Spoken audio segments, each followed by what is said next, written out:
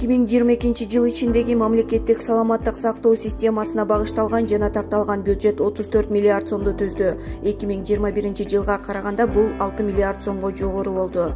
Ушул эле жылдын 1-апрелинен тартып саламаттык сактоо системасындагы кызматкерлердин эмгек акысы орточо 50%га көтөрүлдү. Ушул эле жылдын 1-январынан тартып саламаттык сактоо министрлигине караштуу балдар үйлөрүнүн жана мүмкүнчүлүгү чектелген адамдарды реабилитациялоо борборлорунун тамактануусунун акчалай ченемдери 100%га көтөрүлүп, республикалык бюджеттен 10,1 миллион сом бөлүнүп берилген.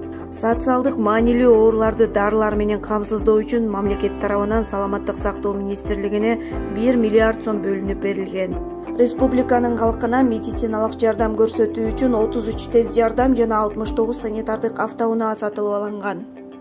Дары каражаттарын көзөмөлдөө системасын ишке киргизүүгө 24,1 миллион сом бөлүнүп, ал система пилоттук режимде толук иштеп баштады.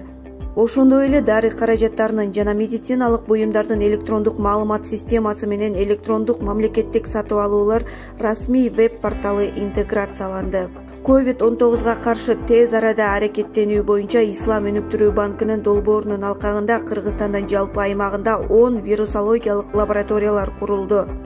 Немец өнүктүрүү банкынын гранттык жардамы менен Бишкек шаарына перинаталдык борбордун курулушу жана кургагучукка каршы оорукананын курулушу аяктады. Ал эми 2022 жылы ошондой эле гранттык эсептен Талас жана Ош шаарында перинаталдык борборду куруу иштери башталган. Саудия өнүктүрүү фондунун колдоосу менен Бишкек шаардык медициналык тез жардам балдар ооруканасынын курулушу башталган. Дүйнөлүк банк аркылуу Кыргызстанда табигый кырсыктардын тобокелдиктерине туруктуулукту жогорулатуу боюнча 2 долбоордун алкагында 5 миллион сом 360 миң АКШ долларына медициналык жабдуулар алынган.